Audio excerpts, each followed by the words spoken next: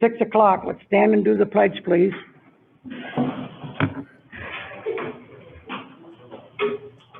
Okay. I pledge allegiance to the flag of the United States of America and to the republic which stands one nation under God, indivisible, with liberty and justice for all. Okay. I am hesitant to do May 12th, 2021 minutes because they're not on the agenda. So I asked the board that we table them until next meeting and put them on the agenda. If the board wants to proceed with them. Wait, Okay, table them? sure. Need a motion? Oh, I would like one, yeah, please. I'll make a motion to table the minutes. Okay, wait a minute. Tammy, you got that? Make 12. Peg? Aye. Aye. Aye. Aye. Aye. Okay. Table them. Let's go to, Wednesday, May 19th, remote in-person public hearing meeting minutes, please. I will make a motion to approve the, Wednesday, May 19th remote hearing minutes with 2 corrections. Under SAU representative, Earl Sussman was here, so I added him. And under the public hearing, Doug, I took out the word read and mentioned a letter. Because that's all you did was just mention it. Do I have a second? I'll second. Anybody else have any corrections? Peg? Aye. Aye. Aye. Aye. Aye.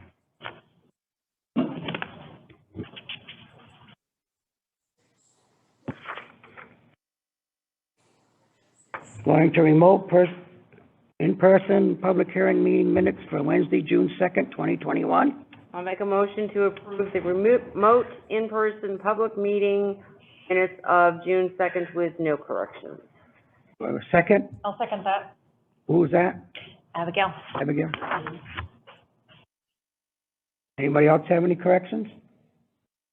Peg? Aye. Aye. Aye. Aye. Aye. Thank you.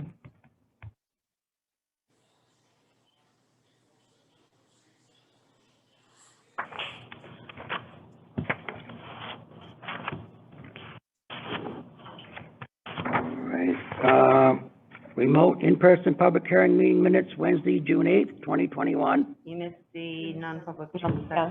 Where'd they go? Sorry.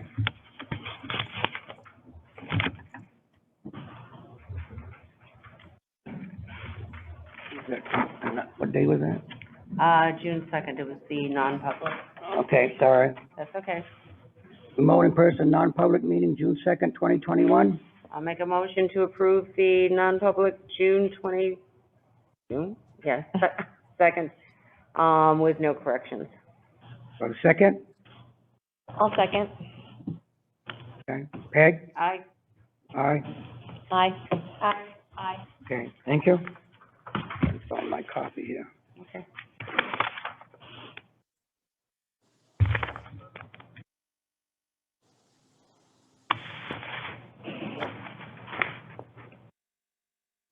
Short one, too. Sure. Get it. Oh, sorry about that. One of those. That's good. No, I think so. Let's staple together. I think I did.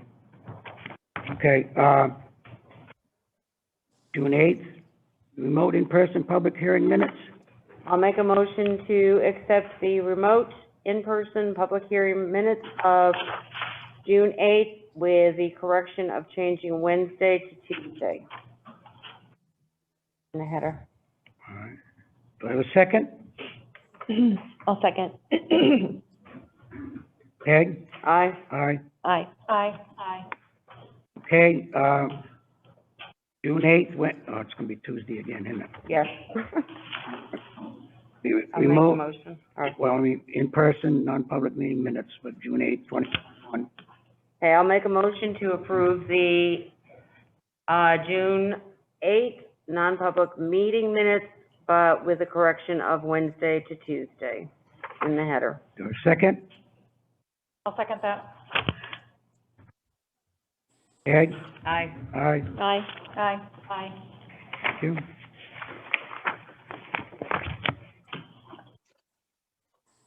Was that Melissa that seconded or Abby? Abby. Thank you.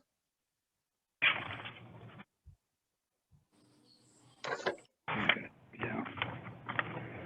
Okay, remote in-person hearing meeting minutes, and that's June 9th, 2021. I'll make a motion to approve the public hearing minutes from Wednesday, June 9th with 2 corrections.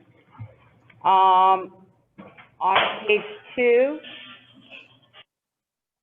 underneath the financial reports, the very last line, how much was this year's, and I added the words warrant article total because there was no reference to it. And on page 3, under the SA3, about halfway down, Jen's, it does need to be revised and looked at every 6 months. So it's a 1, 2, 3, 4, 5. 5th line down, I took out the word up and added at because it needs to be looked at. Oh, you What? public hearing. Did I have a second? I'll second. Emily? Yep. Okay, Peg? Aye.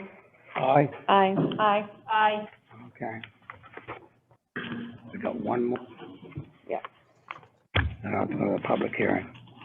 Okay, remote, in-person, non-public meeting minutes, Wednesday, June 9th, 2021. I'll make a motion to approve the non-public on June 9th, the meeting minutes, under SAU representatives, Nate Castle and Jennifer Levitt were here during that part. That was on page 1. Page 2 added the actual vote for a person. It was missing, and that was it. Do I have a second? Second that. Who was that? Abby. Abby again? Peg? Aye. Aye. Aye. Aye. Aye. Okay, apologize, I gotta stop there and go back to the public hearing. Where's my paper? On Wednesday, June 23rd, I'm opening the public hearing, 23rd, 21. School Board will be holding a public hearing. The cafeteria at New Middle High School and Library, commencing at 6 p.m. And the purpose of the hearing is to accept additional unanticipated revenues as follows. We have 3 of them. I'll start with number 1 first. Coronavirus Response and Relief Supplemental Appropriations Act, CRRSA, up to $1,098,659 for the purpose of staffing salaries for COVID-19, supplies, academic intervention or enrichment, curriculum, classroom technology, social worker, transportation, summer school, facilities repair and improvements, out-of-reach programs, testing, and professional development. I will make a motion to accept that, grant as stated. Do I have a second? Second. Emily? Do we have any discussion?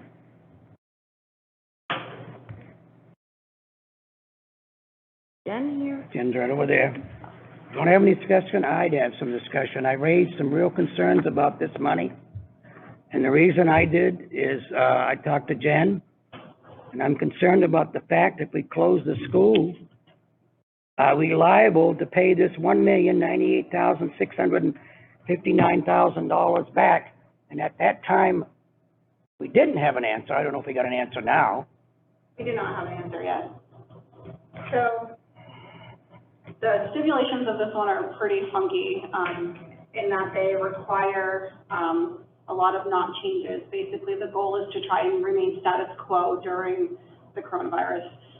So they put in some stipulations regarding your full-time equivalency, teacher to student equivalency can't change, the per pupil expenditure can't change, and then if any maintenance is done to a building, and then there's a sale of the building. I also explained to the, the state, and then they have to ask the federal government that we actually don't own the building, so there'd be no sale of it, and that if it were ever to go back to the trust, that's the expectation is that if the school were to open again, it would be a school. So I'm not sure what that looks like. I also asked them whether or not, if we accept the funds and the stuff was spent on here, could it go to MES, or could most of the money be spent on MES, or if it's for students, does that make a difference? They don't know, it's called the maintenance of effort, they don't know what that looks like yet, so we don't know if changing our per pupil expenditure is gonna be a great change, or if it is a couple thousand, we don't know the answers. So part of me wonders if we table this until we know the answers. If we do choose to do that, my concern is that there are deadlines, and so we would need to move forward on meeting the deadlines, and still work towards getting the grant and sending in everything that's required to the state, but maybe we don't accept the money so that we don't spend it until we know the answers and know what we'd be liable for in the future. I did not want to put this community in the responsibility of paying back $1,098,659. And I don't know if it would be, and that's some of the answers we need to know. Would it be that we would pay back all of it, or just what the portion was that was spent on the building? And then if that's the case, we avoid spending on the building. So either table it till we get answers from the government, table it till we get answers from the exploration committee. I'm not sure. I just feel like there's too many unknowns to accept it. But we do need to move forward with the plans and what they're expecting us to do, because if we do want it and we miss those deadlines, we lose out on $1 million. Go ahead. So if we use it for student whatever, but for students not for the buildings, what would happen then? If for some reason, If they close the school and the per pupil expenditure changes, it would depend on how much it changes to whether or not there'd be money we'd have to pay back. okay, so just a what if, it costs us $15,000 a student, we send the kids out, it costs $20,000 a student? That's what they're looking at, that If difference? it goes down, if it goes up, okay. If it goes down. If it goes down, okay. So they're giving us money, yet we're spending less on students, that would be why. Okay, all right. Thank you, that was not clear. I kind of liked what you said, though, about we do have deadlines to at least apply Yes. and not accept the money until we've got the answers, but at least go forward with the application. The money is earmarked as ours, no matter what, unless we meet deadlines. If we don't meet deadlines, we don't get it no matter what. We don't get it. There's no, we can change our mind. So we have to at least meet the deadlines, which requires gaining public opinion on what we want to spend the money on. And if we don't move forward with that now, we won't have enough time to actually do the work. What dates are the deadlines? The next deadline is August 30th. This coming up, 2021? Yep. Will we have our answer by then? We would have answers from the government. So the last time I asked them, they had not developed what that meant. So, So our situation is unique right. because of the trust. The trust and the exploration committee, I mean, that's a factor. So we don't want to, and it's an unknown, right? There's no way to know how that's going to move forward. So we at least need the answer to what that would look like. Now, what people need to realize, this money cannot be used to lower the operating budget. Is that correct? Correct. It can be used to pay, it can be, as long as there's a policy in place, it can be used to help with layoffs, but it can't overset the operating budget, To lower it. to lower it, yes. Anybody else have any questions? On the board?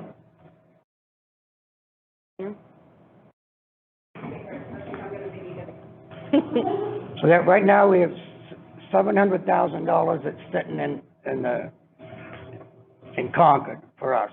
Yeah, so we have We have the full it's in amount. our grant management system, so it's already ours. If we, we had, when we submitted the first proposal, they put it in our grant management account.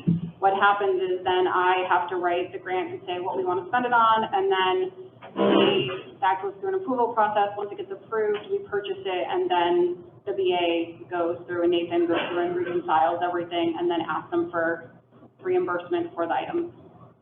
Yeah, the money's not on our books, is it? It's Yep. in somebody else's books, Yes. set aside for us in like an escrow.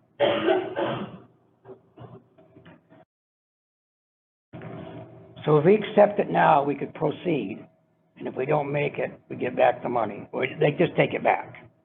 Right, Oh, we don't accept it. I thought that I think was we're tabled. options. you could accept it, and we don't do anything with it, and Right. it goes back. I mean, there's always that option to say, we would like to accept it, and then, we're not, until we get these answers at the next board meeting, then we can then decide what we want to do. So we could accept it and then decide up to the board. The board decides whether we move forward with the actual spending of the money. If we table it now, we'd have to have another hearing, and that would cost us money. Yes, that was one of my concerns. But then, Nate, how much does that cost us? $100? $100 for $1 million is pretty good. I know, it'd be 200, so 2 Oh, that's right, you're right, sorry. I have no problem with having Jen go forward and apply for it. And if we get the answers and don't like the answers, then we just don't accept any money. Or we do it for MES only. I mean, you know, Right, those are the things we don't know. yeah, because there are a lot of questions, but I hate to see the deadline come and go. But even if we do table it now, we can still proceed to go forward and see what the answers are, we can still have a hearing. Of course. Yeah, so we won't lose out. I would say whether we table it or accept it, we have to do the next step. And it doesn't hinge on this, you can still proceed without this approval at this point. Yes. So we got, what, 2 months? July and August? Yes. Yes. Anybody else on the board have anything? I don't see why, if we can approve it and then not spend it, we can't just approve it now. I guess it's $100 is $100. Dollars is $100. When they forward. Yeah, so, do you want me to make a motion? Oh, Peg, I just Oh, already did. and you seconded it. Yeah. You seconded it. I know, but I didn't know if we needed to amend it to say, but we won't actually, Well, we'll still proceed with it, but she'll get back to we us. won't spend any of it until we have those questions answered. We can make that motion to that effect.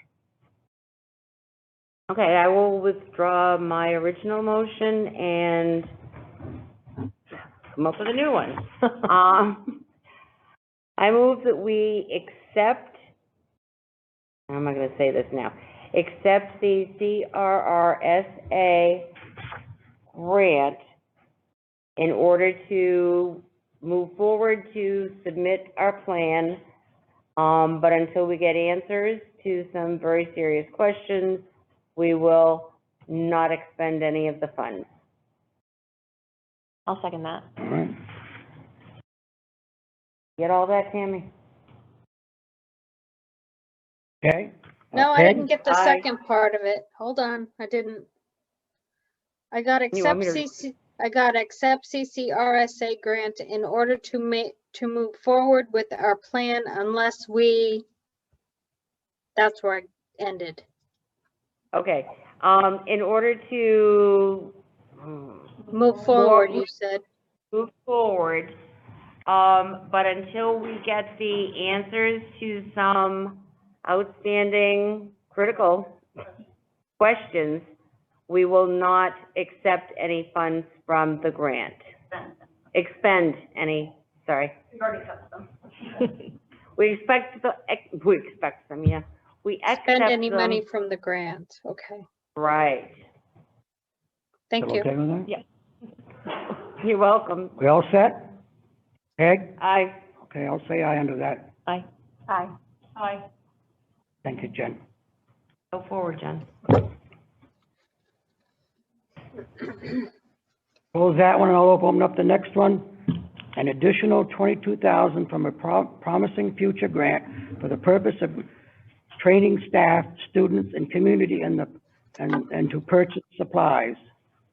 I will make a motion to approve the Promising Futures Grant for $22,000. I'll second that. Are there any caveats to this one? You already accepted this grant, I just got more money. I asked for more and they gave it to me. So, Okay. that, you approved it for 70, I got 90 something. 92, whatever. So it's 92 now? Okay, Okay, I don't see a problem. Peg? aye. Aye. Aye. Aye. Aye. Okay, moving on. From the United Way for up to 2,850 for the purpose of providing support to the youth-to-youth program via supplies, transportation, advertising, and supplies. Sir, I will make a motion to approve the $2,850 from the United Way. I will second that. Gabrielle? Yep. So no caveats on this one? Peg? Aye. Aye, Aye. Aye. Aye. thank you.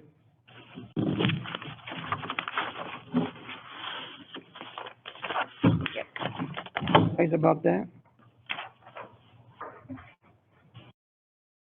Okay. Public comments? I ask that you be in an orderly manner, and that once you speak, give somebody else a chance to speak. I'll go down through the line. I'll let as many of you, I'll try to let all of you speak. Okay, who wants to be first? Please come up and give your name. And I ask one thing of all of you, nothing about personnel. It belongs in non-public. My name is Al, coach here in I work in the library, the public library, and just wanted to give the school board an opportunity to grab a shield and follow your own mask policy that you're currently breaking, but expecting the staff and students to follow while they're in school, which states that if you want to sit without your mask on, you need to be behind a shield. So they're here if you would like them. Lead by example.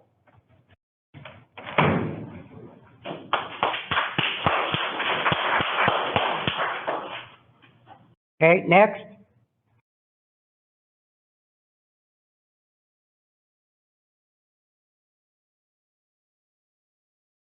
Good evening.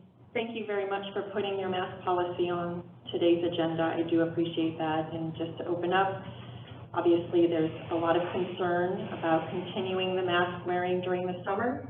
There are many, many, many studies coming out from doctors and scientists and what is happening to the children that are wearing masks inside the building, outside the building, and what is happening to their health. So with that, I am asking that you have that on your agenda today, so you remove that policy for the summer school students. Anybody else?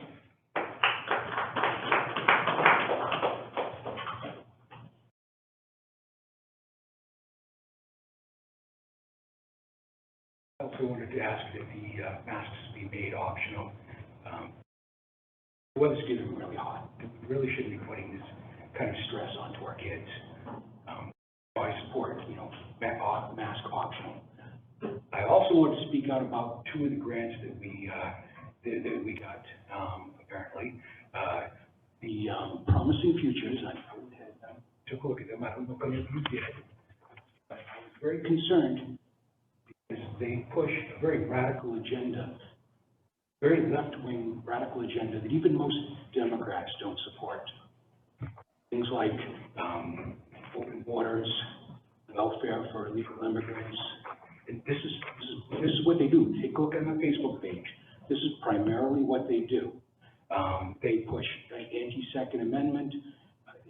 It's political. And then I went ahead and I took a look at youth to youth. They have schools in New Hampshire that already have them. So I went ahead and I took a look at their webpage to see the kind of stuff that they're doing. And it's also very political. Here's a list that they had on the website for the Dover Youth Program. To defund police, invest in communities, free college for all, Medicare for all, Green New Deal, nothing about drugs, nothing about alcohol, pushing an extremist position in politics that's so radical Even most Democrats don't accept it. Why are we accepting money from these people? Are we giving them access to our kids?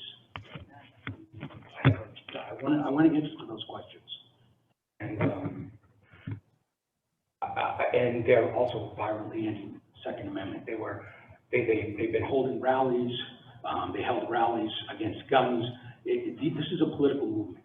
It is not a kids' education program, neither one of them. It is a political movement, and it's radical.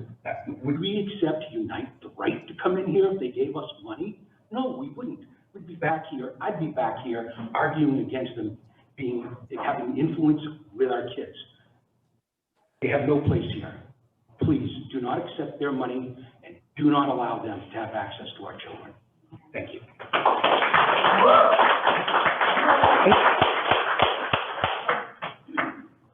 So what you're talking about, the Promising Futures grant? Yes. I am not familiar with that, so you're gonna make me do some research. Okay. What is your name? My name is Don Diamond. Thank you, Don. Great. Glad to hear you're going to do some research. I'm always doing research. I think you two probably want to speak, don't you? I'll let Jen speak to Promising Futures. I'll speak to you too. For us, it is simply drug and alcohol awareness. I myself am pro-Second Amendment, so I would never let any of that into the building. So ours is strictly looking at what can we do, what can we put in place, how can we encourage kids to do activities in school and after school to keep them out of the drugs. So that is, we aren't doing any defund the police, we aren't doing any of the other stuff. Ours is simply on drug and alcohol, substance avoidance, finding other activities to do than that. Thank you, Jen. Thank you, Dan. The Promising Futures, I just Googled it too, and it comes up with a lot of different sites. Ours is from the New Hampshire DOE. So it's just the Department of Ed, and there is purely the Office of Student Wellness. They're giving us money for a social worker and to give training to our staff, and we pick the training 100%. Everything that was written into the grant was 100% what our staff voted for, and approved by us, and then it was brought to the board saying specifically what we wanted, but it was, it's a Department of Ed grant. I did look at the other ones. There are some that talk about supporting violence and that type of, that's not what we're doing. It's not our grant. So if you still have questions after looking at the DOE one, and it is still concerning too, please let me know. And let me know. Is it coming from the feds though, or is it coming specifically from New Hampshire Department of Ed? It's coming from the Department of Ed. Okay, so it's from New Hampshire, but it's not coming from the federal government? Not that I'm aware of, but I'll go look at the Yeah, you application. should check that, because there's a fine line right now. So a lot of people don't know this, but I wanted to just little quick thing. So, when you take the money, because it's coming out, it will be coming out probably in about 2 days from the Fred, and there is a coined under Promising Futures, there's a couple other ones as well. The minute you take that money, you have to put their agenda in. It's not what, you can't pick or choose or anything like that. And critical race theory is in there. So I will definitely give that information. I'll email it all to the board because it's coming out. Please. I'm telling you right now. What is your name, so I know? My name is Kelly. Thanks, Kelly.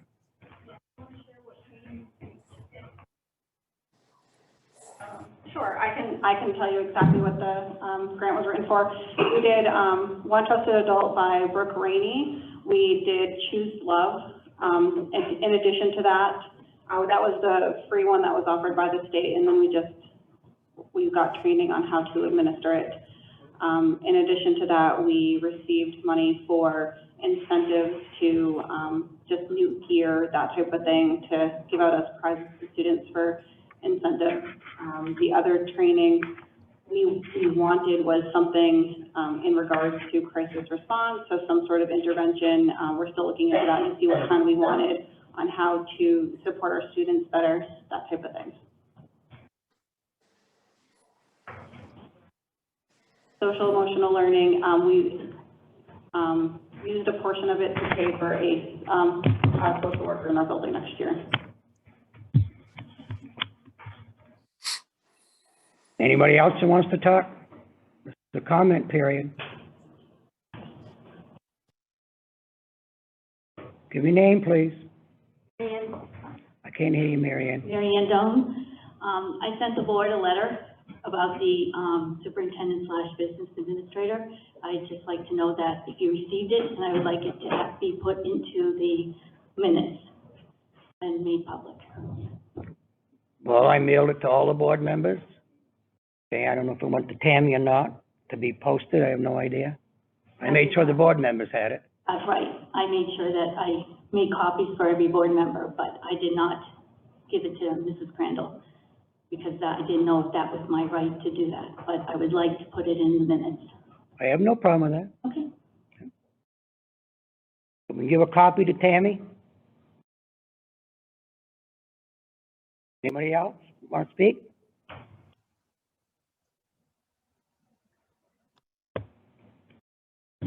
My name is John Boyd, and good evening. Thank you for this time. I had a long dissertation, and I don't want to tie up anybody else's speaking time. So I'm going to cut to some of the highlights of what I wanted to ask. Basically, information I'm seeking from you, board members. Fenway Park, I can bring a kid and watch a ball game without a mask. The recent Boston Bruin hockey games in the playoffs, I could do the same thing. I could go down this beach right here after summer school with my grandson, if he was here, and not wear a mask. I want to know where you're getting the data to support the argument that it's got to be mandatory here for summer school. I'd like to know the justification or the regulations that allow the board to dictate this mandate. I'm confused with a child's right in one area to not wear a mask and then to come to school to wear a mask. So I'm asking, basically, if we could have an open discussion for a few minutes on your views on masks so that each of us here gets a clear understanding of where you as individuals stand. Now, you may have done this in the past, and I don't know if it exists. If there is a YouTube that is on it, and for the sake of expedience, we could watch that YouTube to get your distinct opinions on this. But if not, could we have a few minutes from you folks on why you feel it's a mandate that must be maintained for kids? I have a grandson who had, he lives in Tennessee. He was up here recently. And he had some real, he's 16, he had some real hard times during COVID, and he was on a suicidal watch, okay? We have lost 1,368 people in the state of New Hampshire. That's one too many. But we have had 97,000 plus total recovery. The group of people we're targeting with these mask mandates are the ones that have probably the best chance of not catching it. I am a survivor of COVID. April 2nd, 14 straight days. It was brutal.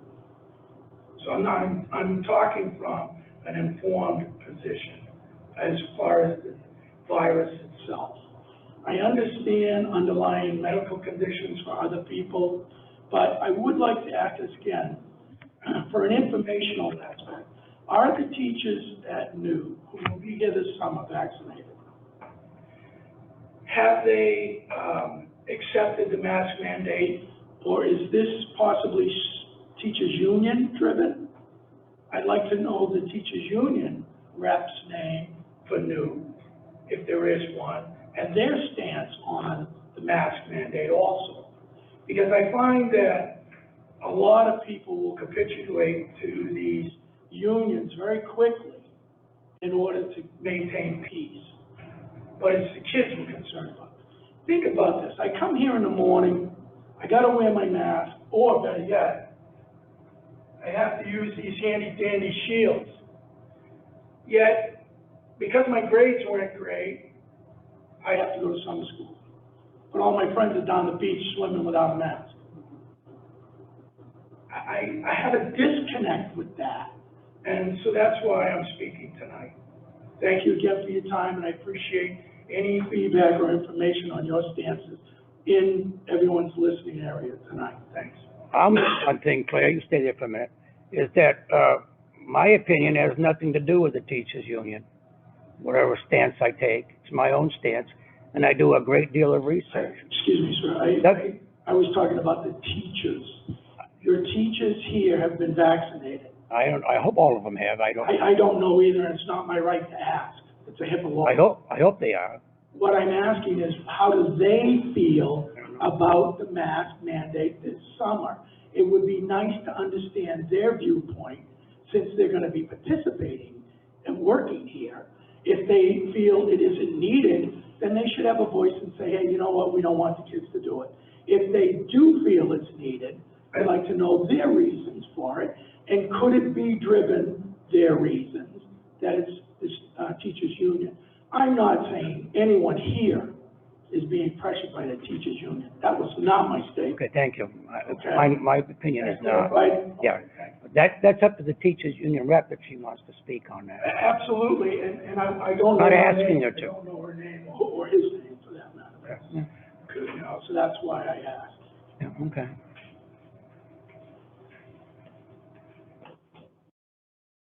Your name, please? Althea. I would like to support on removing the masks, for school, for summer school and the fall, because I believe it is restricting. And what I also think is that this is really stupid because they do absolutely nothing except create social anxiety for these kids. And they already had a weird enough, year last year being inflicted with fear. So I suggest that you get rid of these and the mask and make it optional for kids so they have some type of freedom. Thank you. Thank you. I'm Anybody sorry, else? I didn't get her name. Your name again, please? Althea. Althea? Thank you. My name's Gina.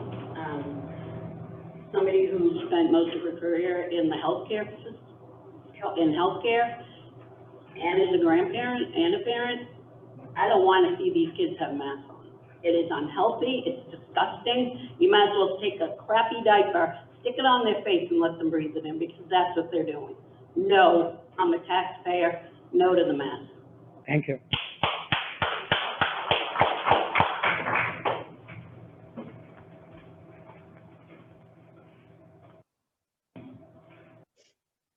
Can you take a vote tonight and remove them for the summer?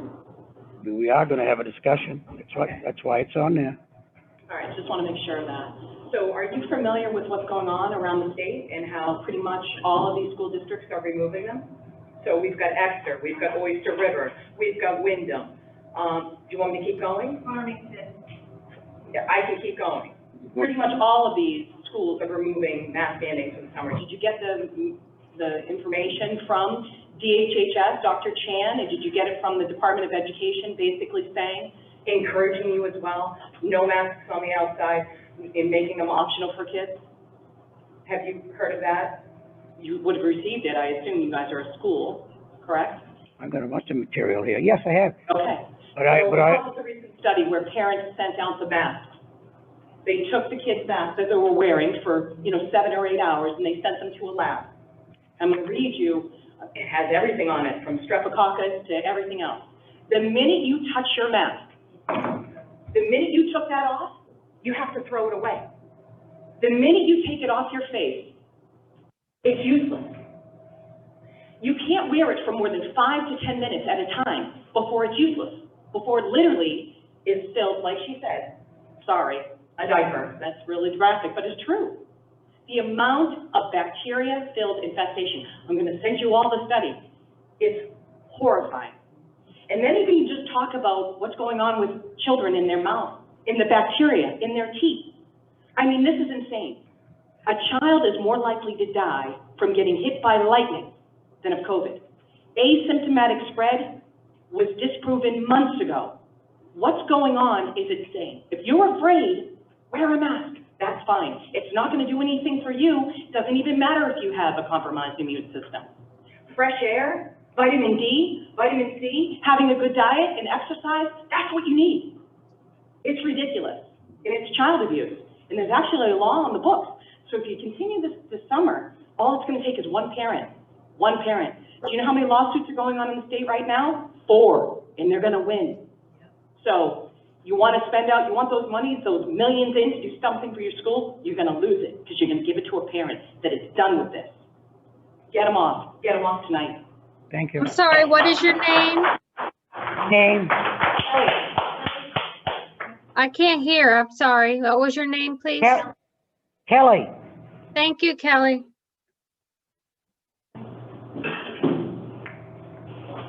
My name's Kate, and I too done a lot of research over the last year, and, I have to ask you, are you in a contract with every student that walks in the store? Are you in a contract? What do you mean by a contract? Lawful contract with the people that walk into this building I'm not, and live in your district? I signed no contract with no student. Are That they I your know of. property? What? Are these students your property? Are they your lawful property where you have the right to impose a restriction upon them? Are they your property? They are not your property. You're not in contract with them, and under constitutional law, not corporate law, under constitutional law, they are free boys and girls. These are men and women, and you have no standing in imposing anything on them. You don't. And you have to ask yourself if you're ready to face Nuremberg charges. Yeah. Because after World War II, doctors, nurses, hung for their crimes against humanity. And right now, this pandemic is being exposed in several countries across the world. You want to look up, research Dolores Cahill in Ireland. Research Christopher James in Canada. Do your research and find out that this is coming to light, that this is a crime against humanity. Forced vaccination, forced mask mandate. And if you are ready to stand on your decision and face charges for your liability and the effect to their health on imposing your opinion on someone you have no lawful right to impose on, because they're not your property and you're not engaged in a contract. These are taxpayers, and you are not acting constitutionally, and you need to do your research on that. We're done. We're done being denied our rights as people, as human beings, free people. And you need to stand on the right side of this. You need to take those masks off. You need to stop following the news and the agenda and look in the right places, because we as a human race are being lied to on many levels. And we're done. And we implore you to remove these masks out of respect, because the people are rising up and we are getting tired of being put down, and it's gonna keep on going and going and going until you guys stand down. Thank you.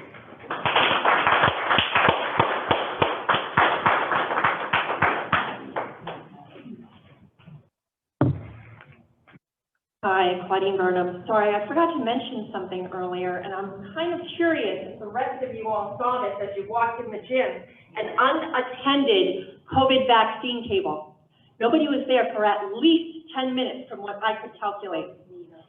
Thank God the table is gone, but Chief Krause is aware. I don't know who's doing that, but I suggest you find out. That is so wrong in so many ways. I can't even understand a COVID vial with the vaccine and a needle, unattended at the table while we have kids in the gym. I mean, I couldn't believe it. And I have pictures, and so does Krause.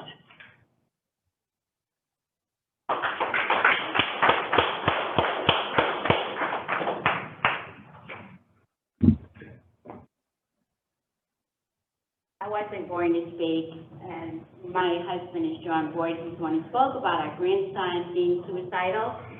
I open claims for people who are sick with COVID, who have been vaccinated and have debilitating results and injuries from the vaccine. I had COVID severely. It affected my heart, it affected my lungs. I'm still recovering from it. I'm not contagious. But the reason why I'm speaking tonight is because people are trusting this vaccine to work. I went to the doctor's 2 weeks ago. She doesn't know how to treat me because she doesn't know what we're dealing with. It's a bio warfare. I've been researching this for the last 4 years.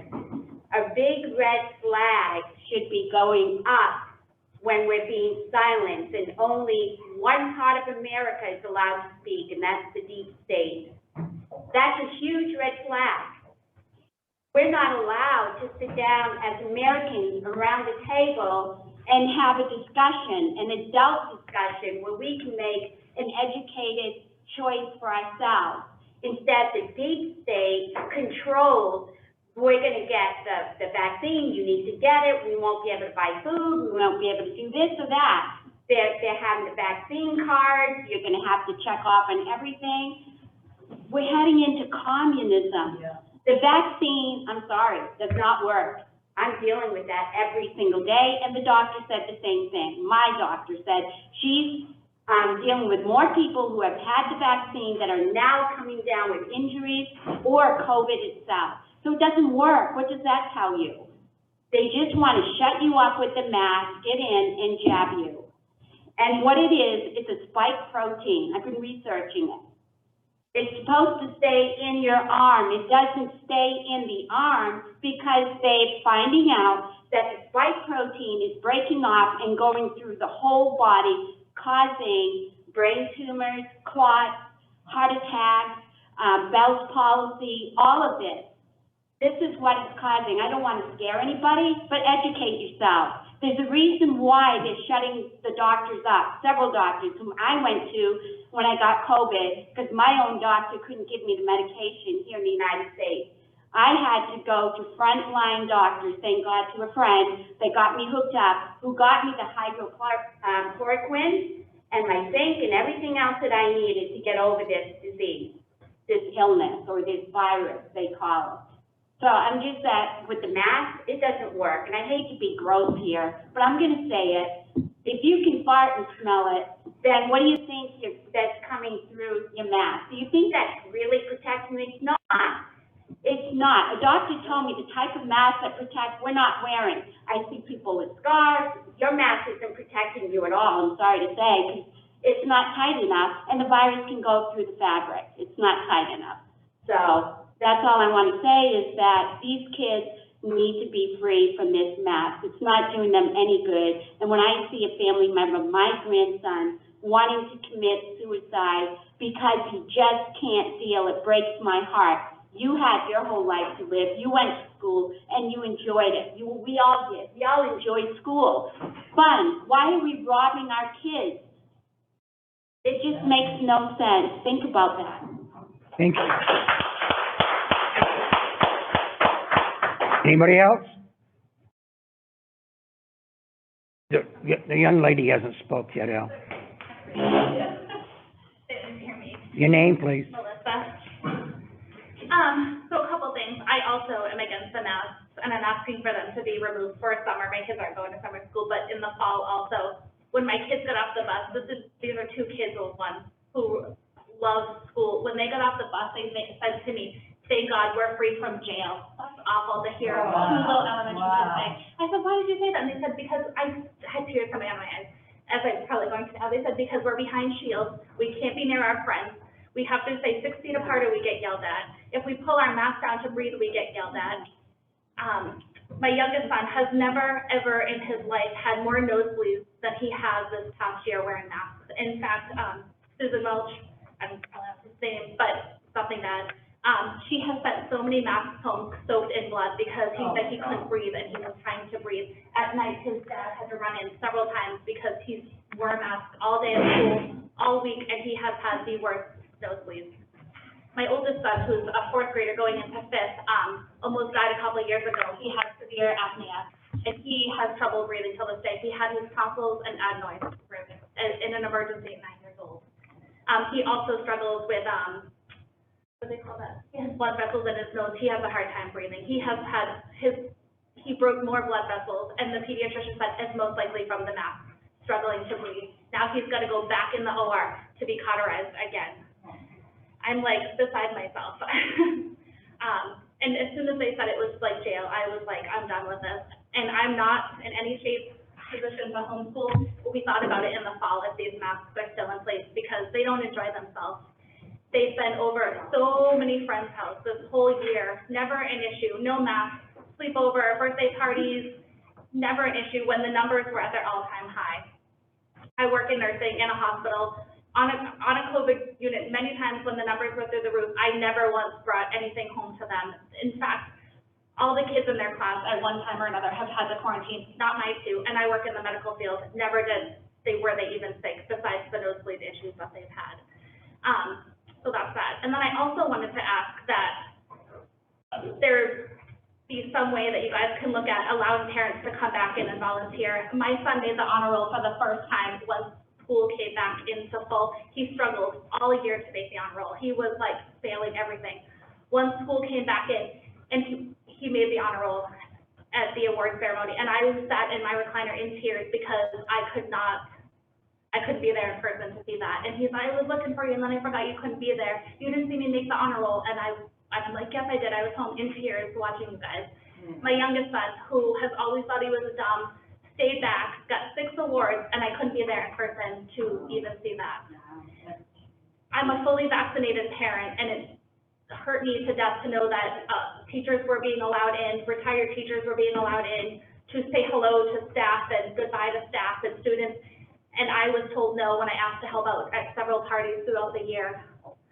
So I just want to ask that, we work on a way to allow parents back into the building because I think that hurts the kids as well. They had no Christmas concerts this year. I have many friends who put on social media Christmas concerts throughout the whole state. And I was like, they're up there unmasked singing, no issues. They had Christmas concerts. You guys made a way to have the kindergarten graduation and the 5th grade graduation, but you guys couldn't work it to have parents come to the award ceremony. I'm really, really upset about that. That hurt me to no end. Thank you. Yeah, thank you.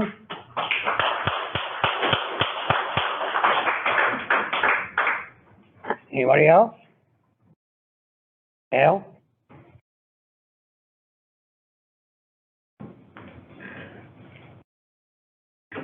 Al, I don't think your mask's any good. Well, I'm following the policies that you have set in place at the moment, and until you change them, I will follow the rules. Speaking of guidance and rules, I noticed on the agenda tonight is talking about the superintendent / business administrator / we left off curriculum coordinator because we already married that into the job position.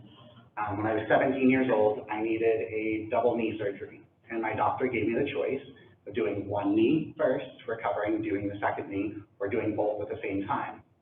At 17, my thought process was get them both done because then I can go hiking again and be active with Scouts. Boy, do I regret that, because it was hard to recover. We're about to chop off both legs to see if we can walk by getting rid of a full-time superintendent, hopefully one that's present, and a full-time business administrator / who's doing a curriculum coordinator to combine for one position, for one person. And seeing the board meeting last week, it doesn't appear that they're certified. So we're chopping off 2 legs to see if we can walk.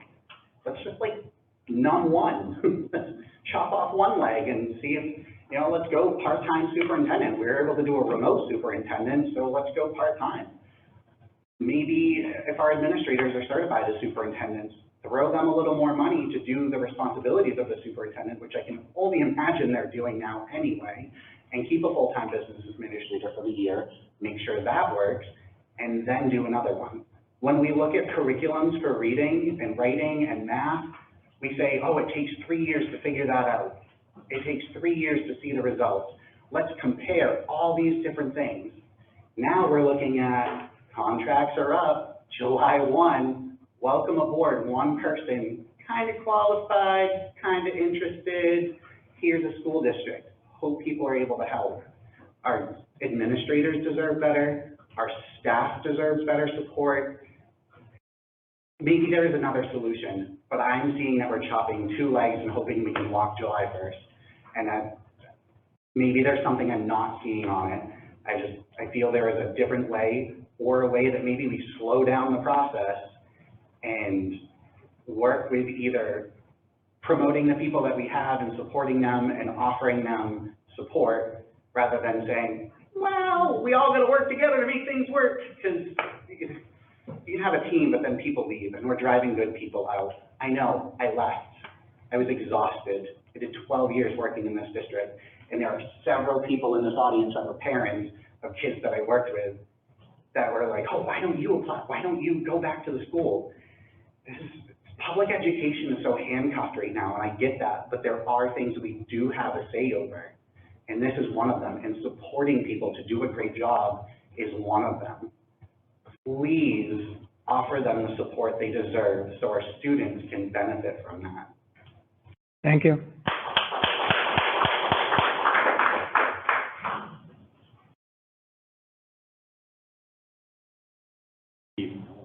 I think you're hearing these people.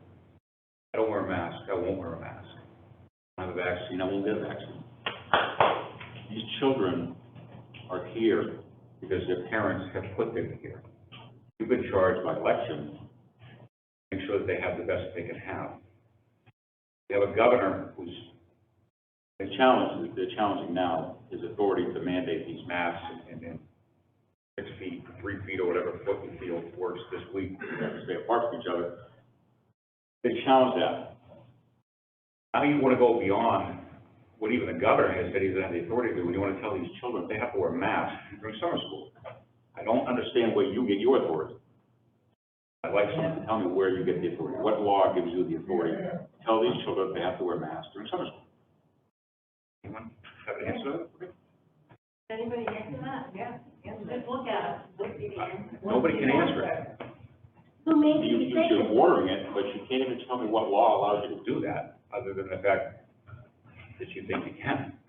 The governor has recognized that he's overextended his welcome with his mask mandate, and he's backed away from it. And he's now, unless it's a private business, and I understand it's a private business, but you're not a private business. This is a school. This is government property. This is taxpayer funded, taxpayer supported.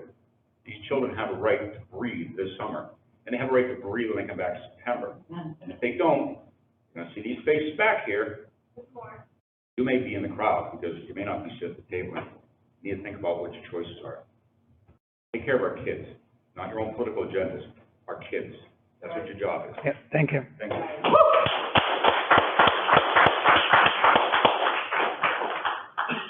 Is this just removing the mask for summer school, or is this for the fall too? Everything. Okay. Should be for eternity. We should never see him again. Right. Yes, I just want to make sure.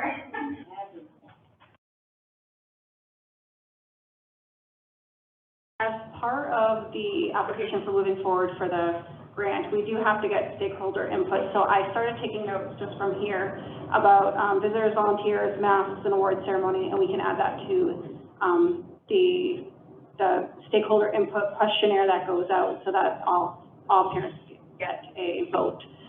So I've taken notes, and if anyone else wants to add more notes, feel free to email me, because the whole intent is to get stakeholder input. So at the very least, we can set this out to a vote and get everyone's input. So please feel free to email me, jennifer.lovett@sau64.org, and I'll add as much of your input as I can to the survey, and that way we can kind of get everyone's opinions and thoughts.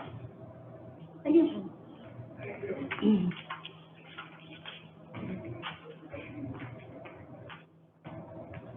Hello, Claudine Burnham here again. In regards to the Corona Response and Relief Supplemental Appropriations Act, I did look that up.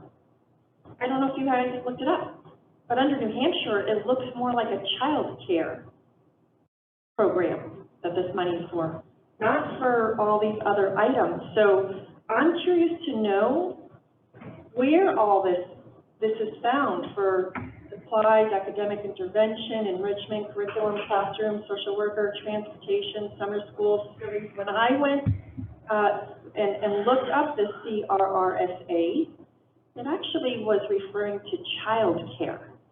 So I think we really need to make sure that we're looking at the right information.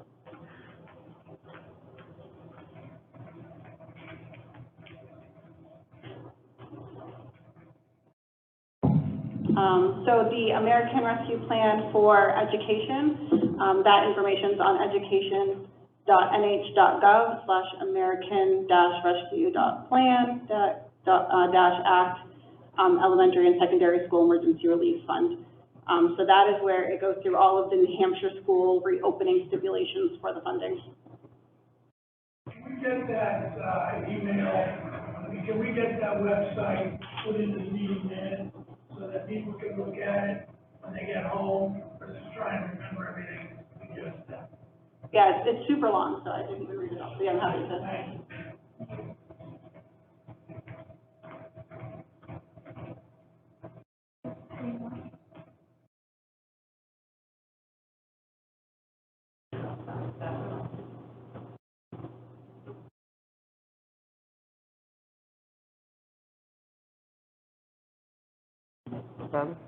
What? Larry, come on up. All right.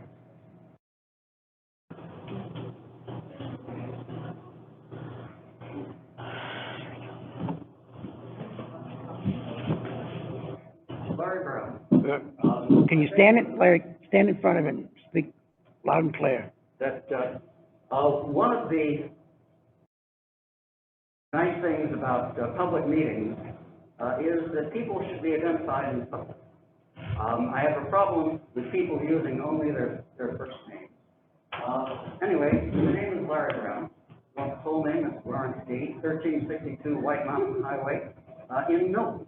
John Thomas Boyd, 152 Hale Road. And what I wanted to do is give a couple of side comments, so to speak. One of the best ways to play the game of is to demand a quick answer to a complicated question and to cite references that cannot be checked easily or are partial to the topic being covered. Earlier gentlemen spoke about the dangers of the green economy. Right here in Milton, we live around the lake. We should possibly be in favor of a green economy. Less non-point pollution going into the lake so that you can see the Sochi disk down farther into the water and it will be cleaner. If you are a person over 65, you might appreciate Medicaid. If you're in the Army, you have one of the best socialism programs in the world, including golf courses, low prices at PX, and a whole variety of social services that are the envy of Norway. Those are some background issues. It is a terrible thing to lose somebody in your family. It is a terrible thing to be a post-long-haul COVID survivor.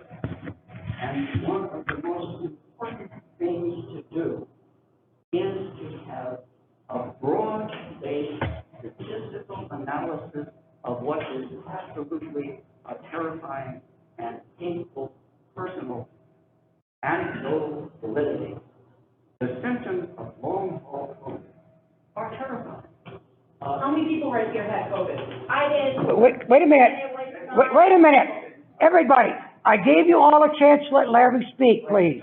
I'm up to about Supposed to be speaking to you, not us. Why did you talk to us? we have That's not what. Larry, turn to us. Larry, turn to me. We already know. Talk to us. Don't need to the crowd. Yeah. Question for the board. I don't care whether people wear masks or not. This mask is worn as a courtesy. If you take a tic-tac-toe board, we'll put it over my head, don't get bothered by the gleam. 1, 2, 3, 4. Put yourself in the center. Larry, Tammy's saying she can't hear you. Can you talk to, Tammy's saying she can't hear you for the note. We'll move closer. We'll do it again. 1, 2, 3, 4 lines. Put yourself in the center. You are only one space away from an unknown person. I suggest it is a courtesy, and it is not a deep state, and it is not a microchip. And I hope, certainly, that the shot in my arm did travel my entire body.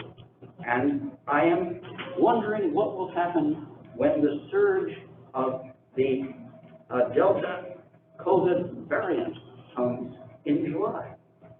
It is, I think, a mistake to compare the mask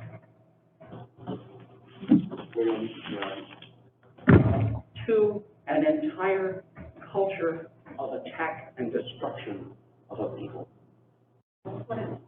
So, I thank you for your time and comments. I hope that you're able to use the grants for the purposes, and I have a particular faith in public school teachers and our students. I think they will be well served. I hope they survive the summer. And if you think about it, the distinction between being in closed spaces for a couple of hours is different than a frolic of summer. I've been in summer school. I didn't like it. I would like it even less now. Point well taken. Thank you, Larry. Anybody else?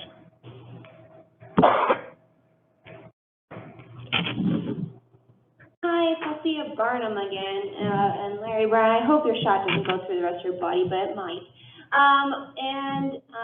Just to recall on that, half of the stuff, comparing the world to basically a game is kind of ridiculous. Yeah. So, like I said before, I stand against the mask, and I suggest that you make a motion today to remove it.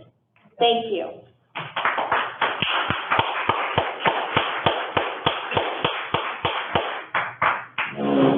You all done? Yeah, I got one more thing. So it's Kelly Potenza, 152 Hare Road. Larry, I would love your email address because I'd love to send you a bunch of information. And I think that's what we're all here for, right? We're all here for the truth. So if we want to talk about the truth, one of my very good friends is an ER doctor. He's in Gilmington. His name's Dr. David Strang. I'll have him talk to you all because we've had him testify at a lot of these school board meetings for us. So this is what he talks about in his training because he's a doctor, right? So he knows. A mask is for someone that is sick. Yeah. That's it. You're not sick. You look really healthy. That's it. If you're not sick, you don't need a mask. Right. Remember when you used to go to the doctors with your children, right? If you had the flu or something, what did you have to do? You had to put on a mask. Now we're masking all of these healthy people. None of it makes sense. Everything is upside down. Do the right thing, please. It?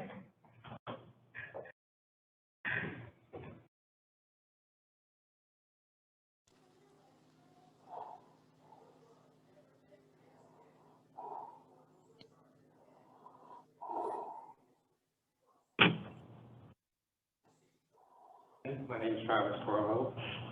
I am anti-mask, but I do want to say New Hampshire's RSA 189, Chapter 15 empowers the school board to make regulations for attendance to the school.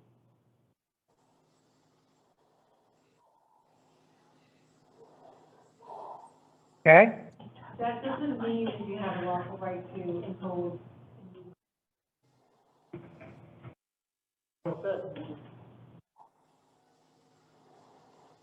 Yeah, one more time. Travis Corvo again. New Hampshire RSA 189, Chapter 15. The school board may, unless otherwise provided by statute or state board regulation, prescribe regulations for the attendance upon, for the management, classification, and discipline of the schools, and such regulations, when recorded in the official records of the school board, shall be binding upon pupils and teachers. Regulation, that's regulation. This is very different than.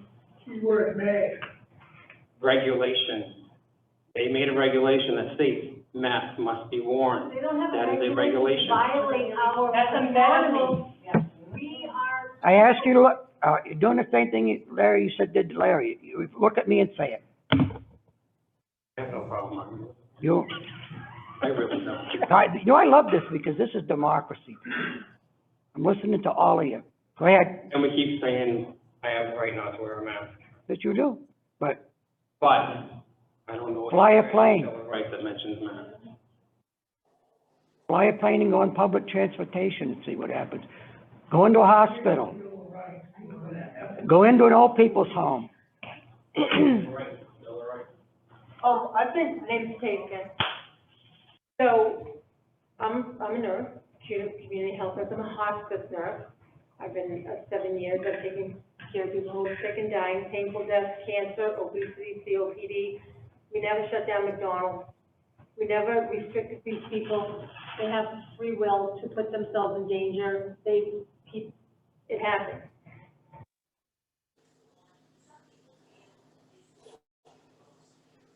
All right, I'll give you a minute to think. The You can mask, come back. the mask, we complied. Everybody here was willing, this whole country laid down for the rules and regulations. We followed it. Every week I get a report from my work. I get an email that gives the statistics. We're in a place in time when governor has allowed the emergency statute to expire. The mask mandate expires.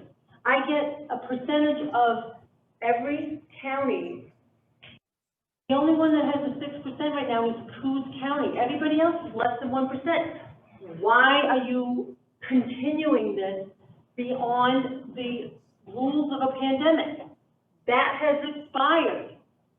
You're persisting in this regulation when what defines the pandemic has ended.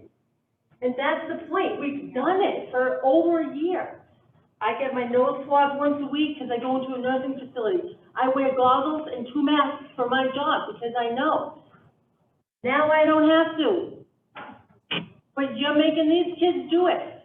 That's the question. Why are you continuing, under what rule and authority are you continuing this beyond what the state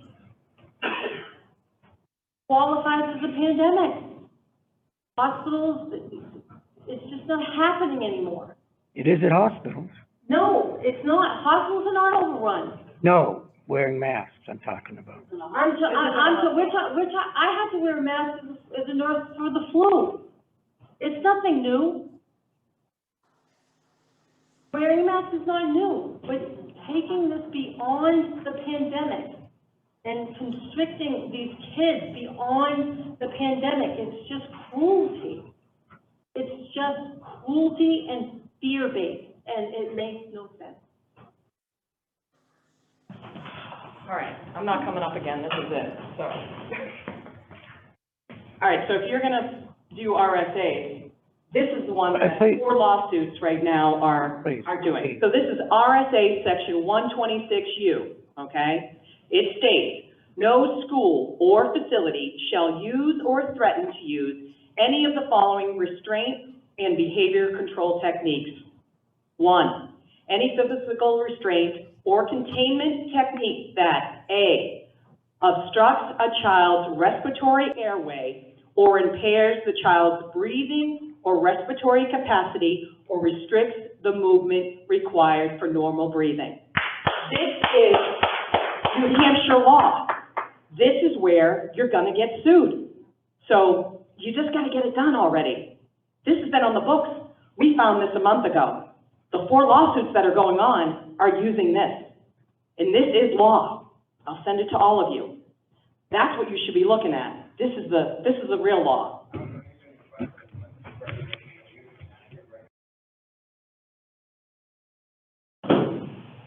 Gina Rieski, Lord Lane. And as a voter, I voted for some of you. I want to be represented. You work for us. And these mask mandates are hurting our children. I want them off of them. I want them off of them for good because they do no good. Or next time, or I will start a petition to get you all out and get people in here who represent the people. You've heard more people that want these masks off. So get them off, and I want to vote tonight.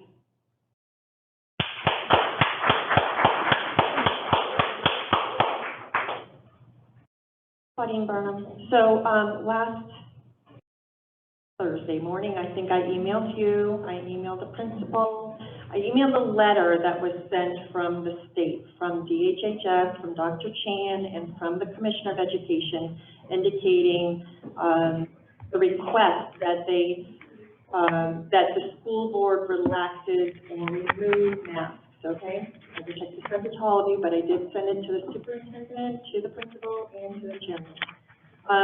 So you did get that information, and you actually did thank me for sending that to you, so I know you received it. In addition to, the Children's Health Defense has also deployed information on April 26th.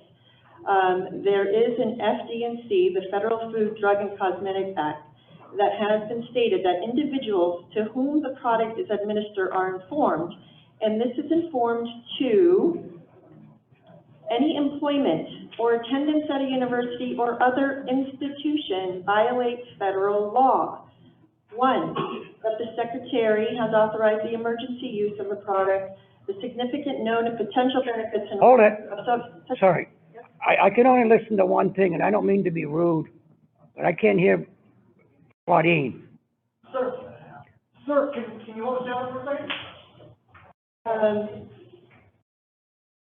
Claudine. Okay, so there's 3 items, and it's referring to authorizing use of medical equipment. The second one is significant known potential benefits and risks of such use, which obviously we've kind of shared with you the pros and cons of those masks. I don't know about the pros, but definitely the cons.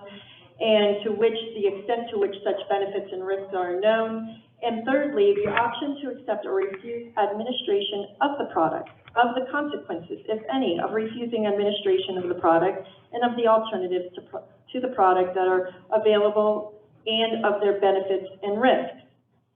So I'm going to give you this letter so you can actually have it and take a look at it. But basically, this letter simplifies that the labeling may not state or imply that this product is intended for antimicrobial or antiviral protection or related use, or is for use such as infection prevention or reduction.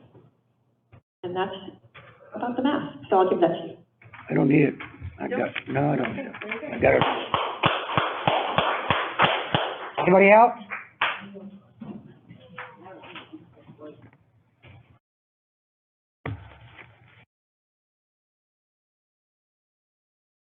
School board has its back to the wall. I don't envy those chairs. I do feel and hear what Larry said. I hope you do feel and hear what a lot of the folks have been saying. I just mentioned, I'm sorry, I didn't get your name. Jennifer Levitt. Jennifer. The questionnaire that's going out, I understand you are voting for the mask mandate tonight for the summer, but not the fall.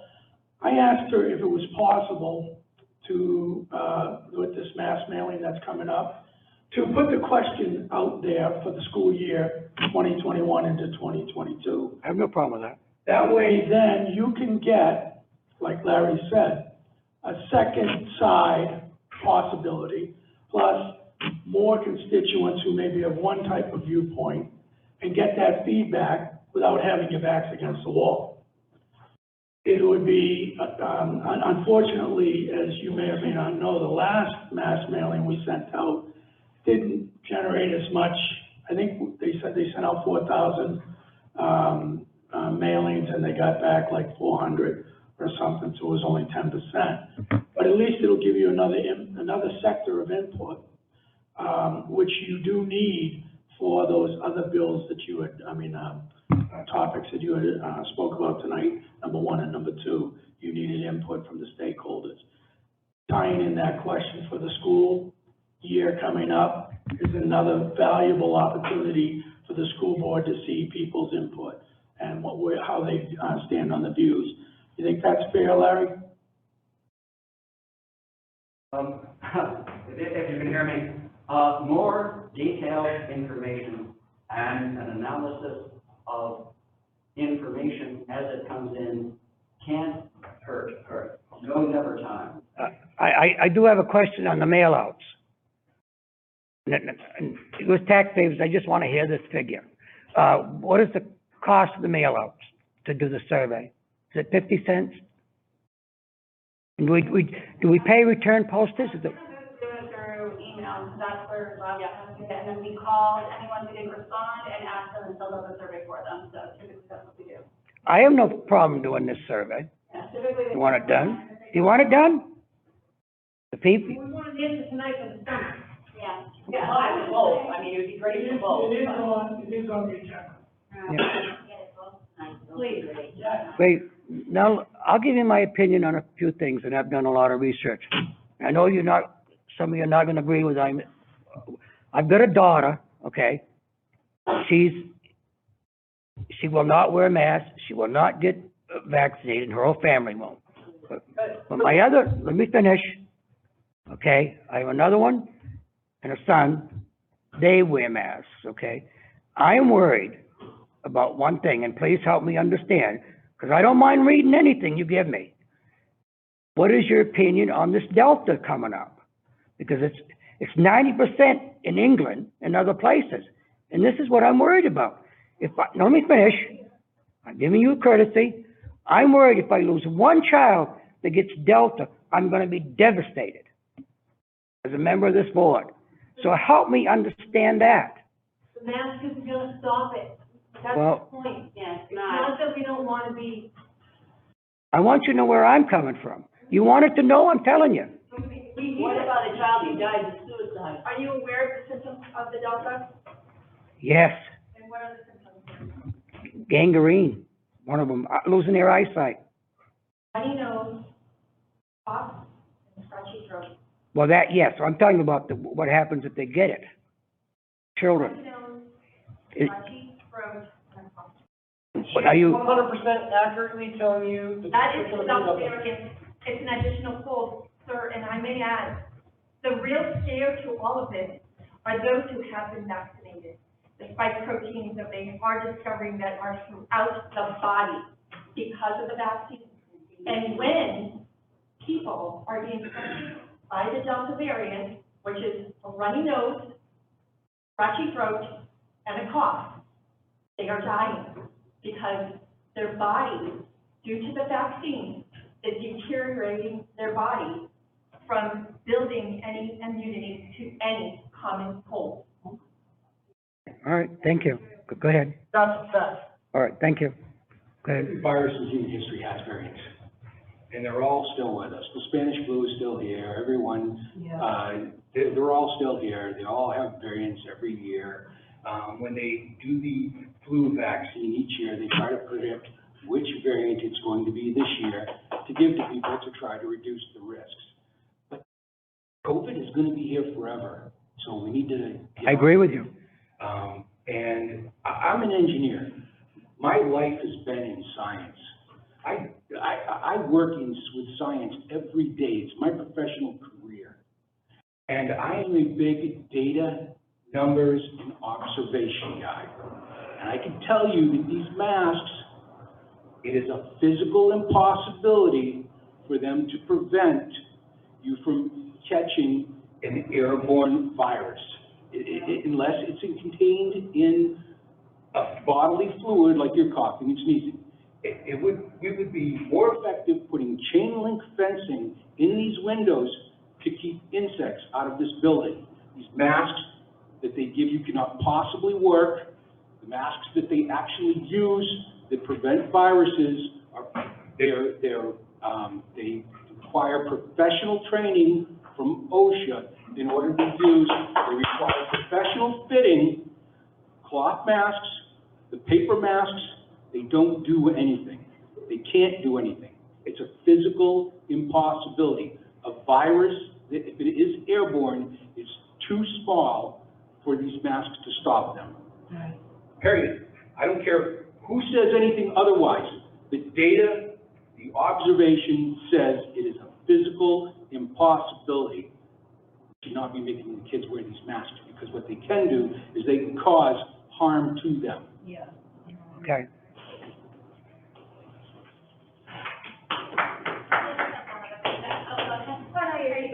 Yeah, I just kind of wanted to speak to this gentleman right here. I work in a hospital, I've already said that. we had to have special fittings to even work on the COVID floor. And I said, oh my God, with my asthma, these are awful, I can't breathe, they're big plastic N95s that are so tight. I would come home at the end of my shift with a migraine and have to lay down. And I said to them, why can't we wear regular masks? And they looked at me like I was crazy, and they said, what's the point? They don't do any good. They don't do any good. If you're working with if you're around a COVID patient, you need a special. So how do we know, like, any of the teachers, the students didn't have COVID there with a mask that doesn't do any good? So what's the point about it? If we're gonna have masks, we might as well wear the big plastic N95s. Thank you. Also, the scientists, that's Dr. Burnham, by the way. Also, the scientists, in the very beginning, they were wearing hazmat suits. So just remember that when wearing a piece of cloth over your face. And how many of you have all had COVID but were wearing a mask? I'm just asking. I haven't had COVID, but I am vaccinated. You are vaccinated. Have any of you had COVID? No. No? How about any of you over here in the back? And they all, like, everybody who I know who had COVID, they were wearing a mask and it didn't do anything for them. It actually made it worse for their cough. So thank you. All right. That it?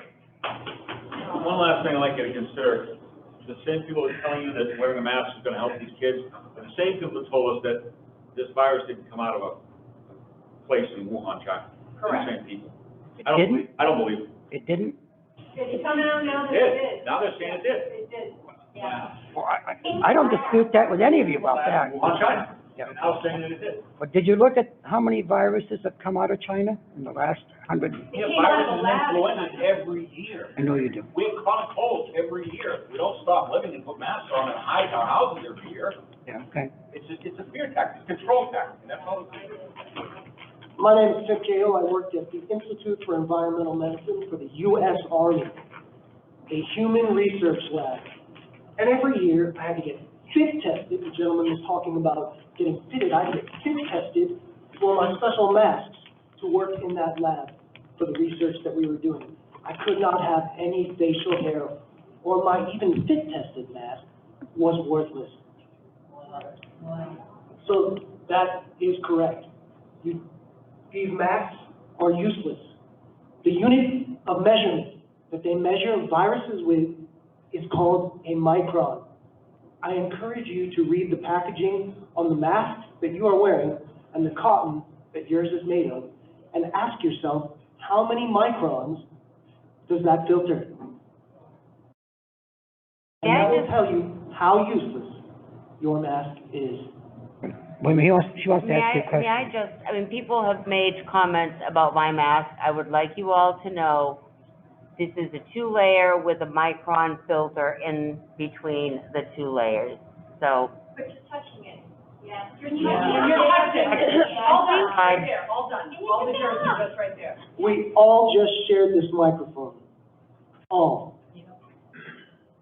I would also say that I worked in the Institute for Environmental Medicine, a human research lab, where every year I spent a week going over the Nuremberg Code. Every year, we would have Holocaust survivors visit our lab and spend the week with us so that we would go over the code. Half of my building, the 300 people that worked in that building, were all Jewish by design, so that they could have oversight of the human research that we were doing. I can clearly testify that this virus came from a lab in Wuhan, China. I worked with contractors that visited that lab.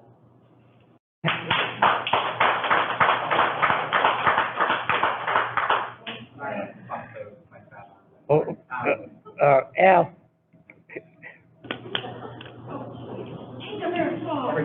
I didn't say put your mask, come up here. I just want to come up and say thank you to the board for taking the time to listen. The meeting opened at 6 o'clock, it's 7:26.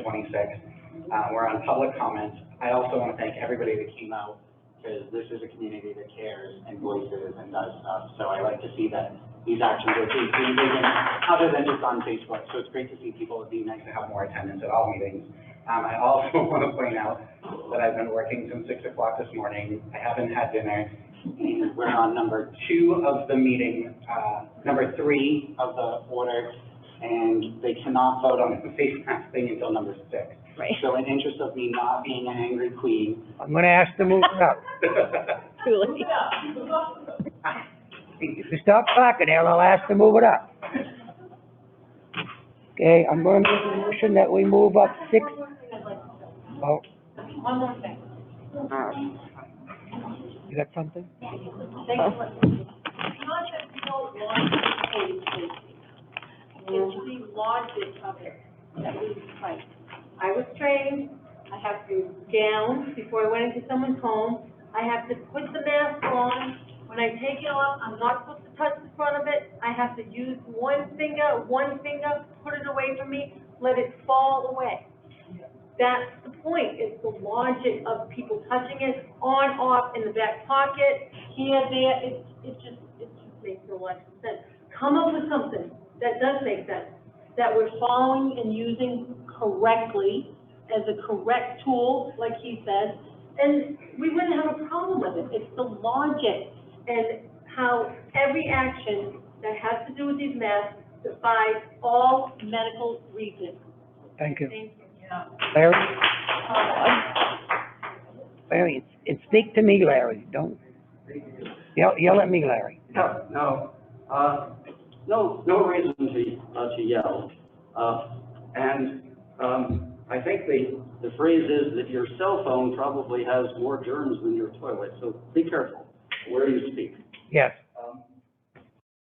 A long time ago, Walter Reed Army Medical Center, named after Walter Reed, one of the chief researchers on yellow fever, which was a deadly disease, black vomit, dead within a week.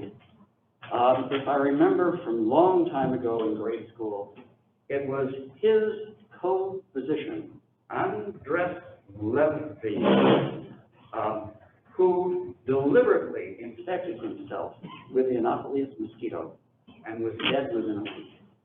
That courtesy, that lack of concern for his own health, and the thought that by wearing a mask, which is a visible sign that you should be at a distance for the pandemic flu, is not a bad thing. To everyone, good health. Okay, oh, everybody done? Let me die. Peg, did you have something to say? Okay, I'm gonna ask the board that we move up, 6B to be voted on. The board have any problem with that? No. The board decision. Move it up. Move it up. Move it up. Okay, I've moved it up. Do I have a motion? Make a motion that we remove the mask mandate to the summer school session. Second. No, for discussion. That gonna, in the buildings, on the buses, on the playground? All of it. All of it. Okay. Do I have any more discussion? Okay. Okay, Could you I'll tell give you me my- who seconded that, please? Emily. Thank Emily? you. Okay, okay. I'll start it off by saying yes. What? What's the matter? Is this just for summer? I thought this was for. No, that's the motion. We'll visit again in the fall. So our proposal was gonna be that, for the entire summertime, that it was optional. So I'd like to leave optional in there, if the staff or parents want. Yeah, they can still, yeah, the option will not be taken, yeah. Is that, everybody agreeable to that? Tammy, I'll amend my motion to make it optional. Second.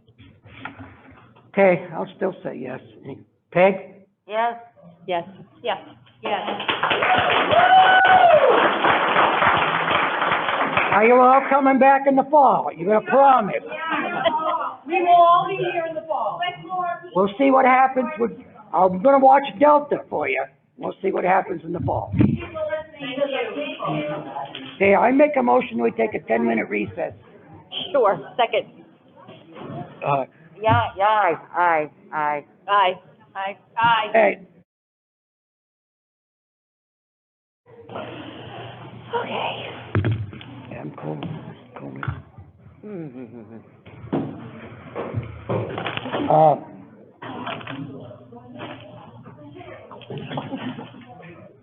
poison gum, How do you poison?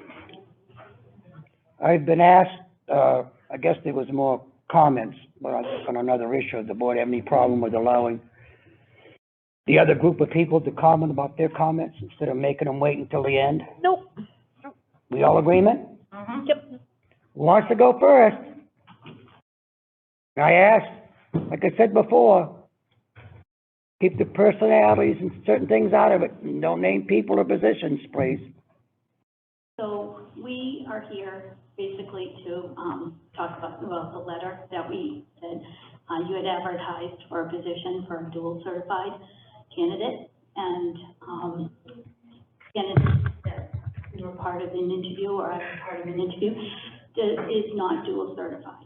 So we're asking you to think about the taxpayers, think about the students, think about what's happening, that when you hire somebody that potentially doesn't know the full scope of both positions, and then on top of that, the curriculum that we need to have this year done. And we really hope that we'd like you to, consider reopening the position to find a qualified candidate that fits all the needs of this district. But do you realize in the beginning, and I don't mean to, well, certain jobs did get accreditation later on in our beginning, okay? That's all I'm gonna say. We originally had this job, a couple of these jobs, they weren't totally, individuals weren't totally certified, they got certified later on. You know that? Well, I do realize, but I also realize that, that business administrator certification is a great deal, a lot of work. And to come on board and to not only have to do a budget for end of the year this year, a budget for next year, a budget of this year's expenditures coming out, and then by October have to present a budget to the budget committee. That's 3 different budgets you're working with a person who doesn't have that background. Can I ask a quick, but haven't we all hired teachers that weren't certified and we let them get their certification in the process? Have we ever done that? We've only done that in the case of an emergency. But we have done it though. Where it's a critical shortage area, yes. But also they've had a certification, usually. You require certifications for our paras, you require certifications for the teachers. And we hire whatever teacher is certified. And if we can't, and it usually is, whether it's the last minute, it's a person that's already working towards that certification and needs, whether they're working on a CAGS degree or whether they're working in the middle of their certification and they just haven't finished it yet. But they have the training in the background of that. I mean, I'm just thinking, would we hire the art teacher to teach chemistry? Would we hire, a gym teacher to teach band? I mean, we need to have a certified person, especially with the budget we're looking at, especially with the grants that the school district is going for and has, that we need people that know the job. And I can't say, because I can't bring up names, but right now we have somebody in that job who is qualified and can do that. Thank you. Get your name, please. Hi, Emily Baker. I'm the library media specialist at the elementary school. And you mentioned people working towards a certification. So when I first was hired, I didn't have the full certification. I had what was called an intern certification because I was working on my master's degree and give me the full certification. So for the intern certification, I had to have a mentor. I had to have a lot of meetings with John, and I had to keep a binder full of all the competencies that I met as I met them with evidence. So while I worked towards my certification, I had to do a lot of evidence work to prove I can handle it. And then I had a mentor. My mentor was someone in another school district, but it was another person that watched over me. So if you're having a candidate work towards certification, that's fine, totally fine, but they should be expected, just like I was, to have a mentor. They will. Yeah, we do. We have it. They will. You do? Okay, awesome, thank you. I'm glad you came here. I mean, I'd like to give somebody a fresh start and have them come in and make it a future. I have no problem with that. wanted to refresh start. I went to elementary school here. I've been here long enough. Oh, you never left, is that what you're saying to me? You went through high school, didn't you? I did not. I went to a different high school. Well, I was gonna say you went through the education, Oh, go from elementary right to, Yes. I had me confused. Sometimes you have to come down to my level and explain it. Okay. The girls say that to me. Anybody else? Al?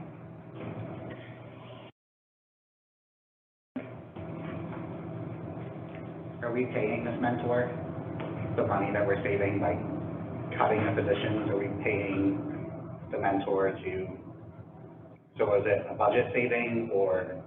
Of course there'll be money out of it, there will be a savings. Anybody else?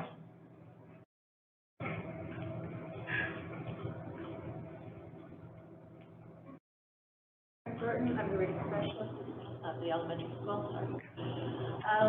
Yell at me. Please consider keeping our current business administrator. He's fantastic. As far as I can tell, he's done a wonderful job, and should go with that. Hey, Doug, What? I'd like to know,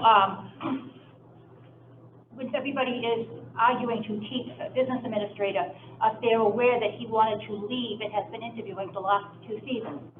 All right, okay.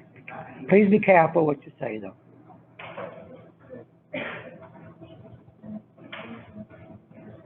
I'd like to know, I know the mentor, that I'm glad that there would be a mentor. Is that mentor gonna be from the state organization that, supervises and helps business administrators become certified?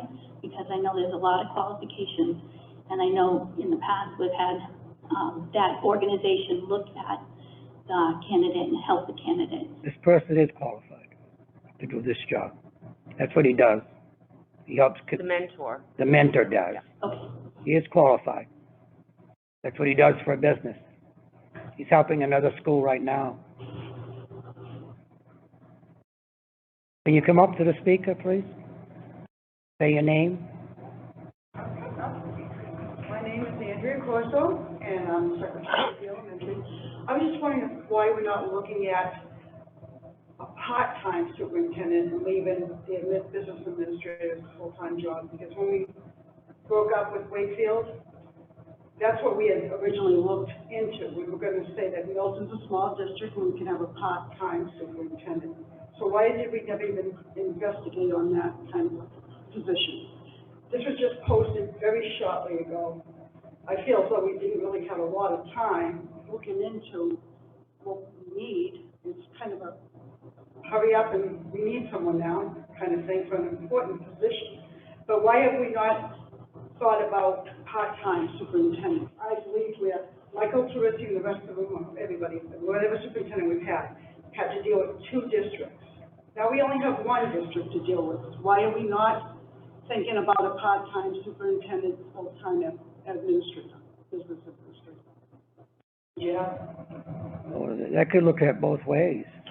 Have we looked into that? No, you asked, why don't we have a part-time? Why haven't we looked? Why don't we look at a part-time BA? Because we went from 2 districts down to 1. Why is that not a possibility? You wanna do it? I missed that. Why don't you wanna make the superintendent half-time, because we went from 2 districts to 1. Why not, we not thinking in the same way with the business administrator? Okay? Yeah, because he used to take care of both districts. Now, we only 1 district. No, I mean, a business administrator also, past business administrators had to do Wakefield budget also? Yes? Okay, then it's half and half. Okay. Why can't we look for? Okay. Okay. That's, Instead of I think that's what, I think it's overload for one person specifically to try to do superintendent, business administrator, and / maybe coordinator. well, I really believe that. And then he has to go to school on top of it. This man is not a superman. No one can do all those hours. you have a lot of teachers now that teach and go get other degrees and we pay for it. But they do one job, they're a teacher. They're out doing schooling. I'm sorry, what? They do go to school and everything on the side. I don't know how they do it. They're teaching. They're not doing superintendent, business administrator, curriculum coordinator and going to school to get their degree. School alone is a big thing. We just found out, I mean, I know all these young kids that are doing it, and they're exhausted. Thank you. Thank you. We all set? Anybody else? Before I move on? Okay. Moving on to Superintendent Administrative Reports. Earl, end of the year, you're up. Can you hear me?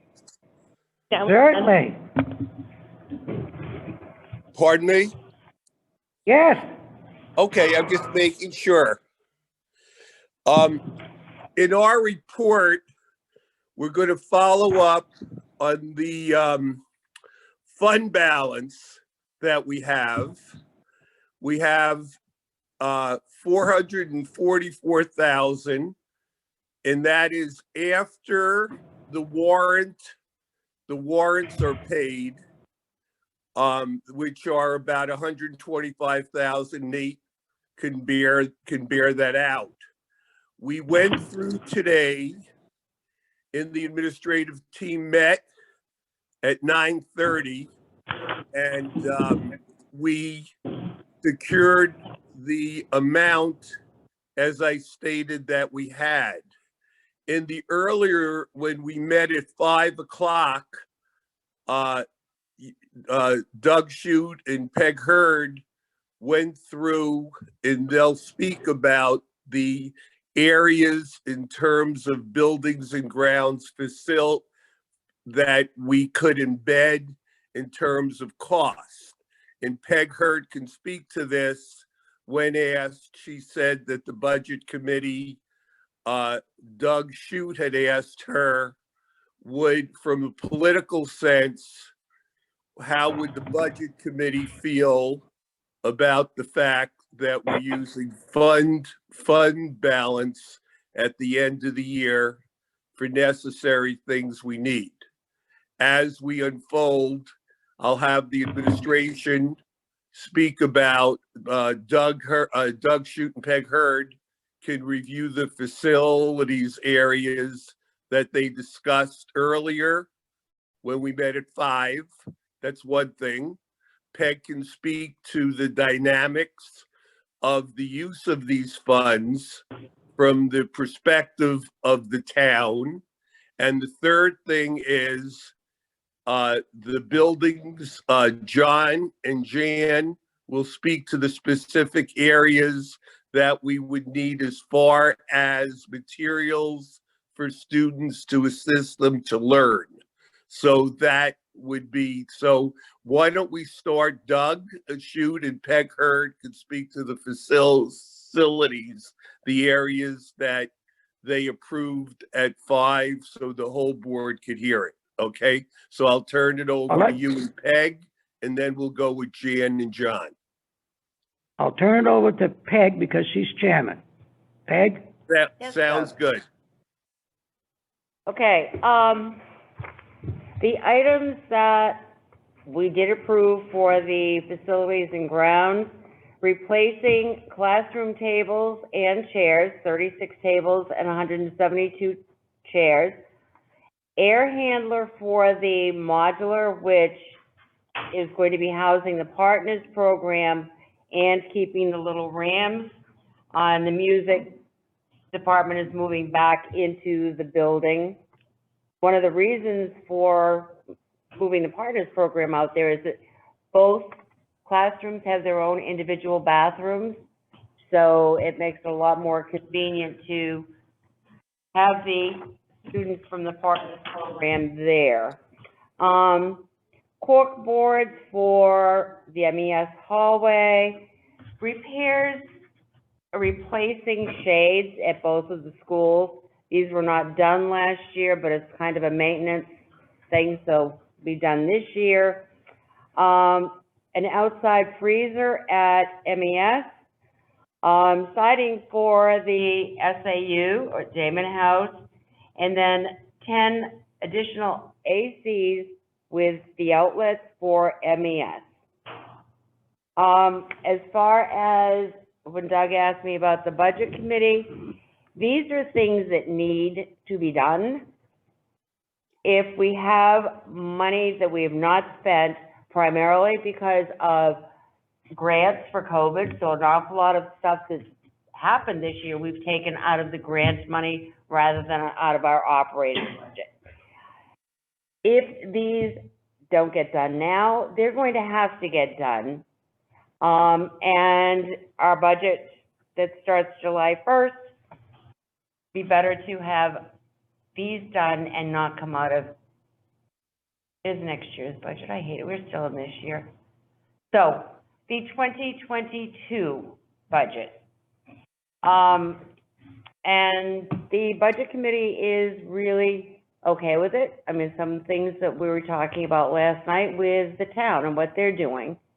And, you know, we would still be giving, if everything on here was approved, including the 3 items that we could not approve, we are still returning $170,000 to the town. So again, I want to just stress, we had all of this money left over because we did an awful lot of work with grant money this year. So let's put it to good use. These things need to be done. End of discussion. So what's the board want to do?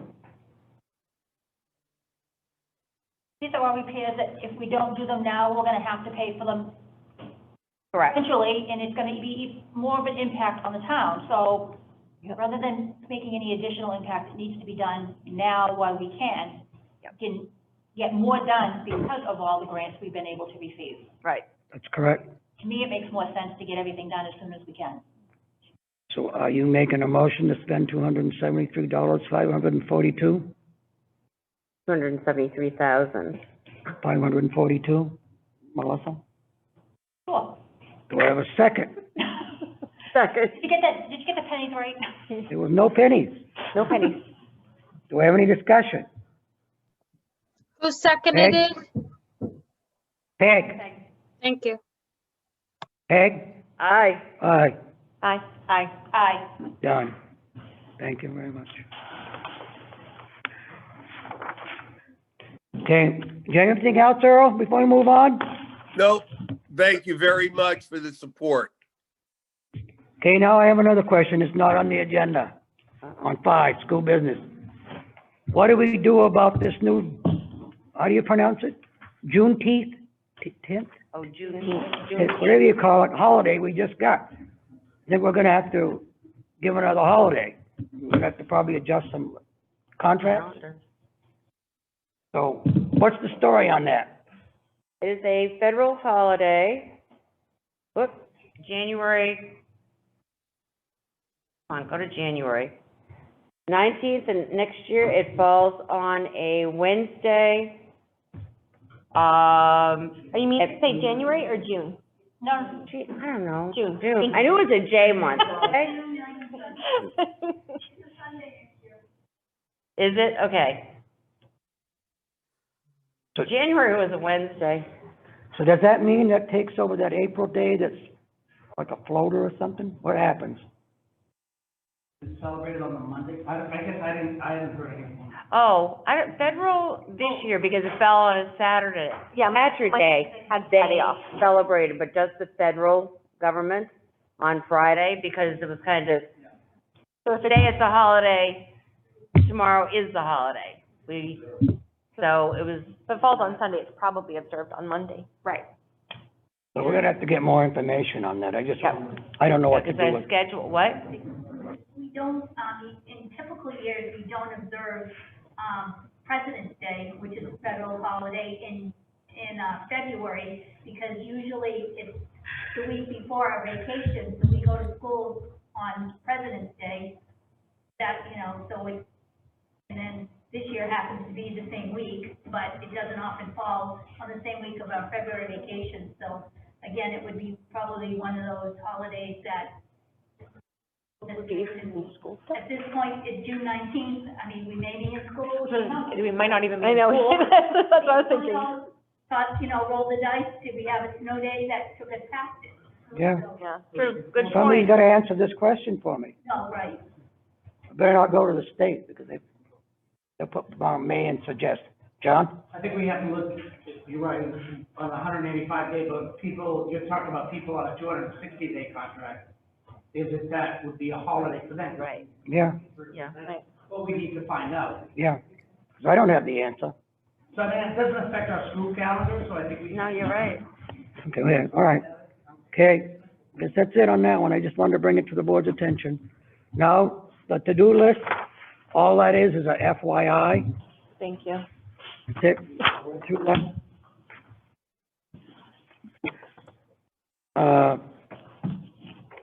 Committee board reports? Peg, you went to the budget committee. Budget committee, we are not even having a meeting in July, it just kind of came up on the calendar. Presenting their budget in September, and the school district probably the end of October, November, like we know, because. And the town's fiscal year is a calendar year, where ours is July 1st to Sure. June 30th, so. Now, will we go first this year, or are we gonna be, was that, happens every year? Who went first last time? As far as the deliberative session? Yeah. We haven't even gotten that far. Well, Well, I will push for us to go first. Your turn to go first. all right, We okay. should, but, because the town went first 2 years in a row. 2 years in a row. Yeah, yeah. Okay, all right. So, yeah, any more reports? Okay, I guess, anybody else have anything else before we go into non-public? Okay, any public comments? Going? Everybody talked out? Meeting?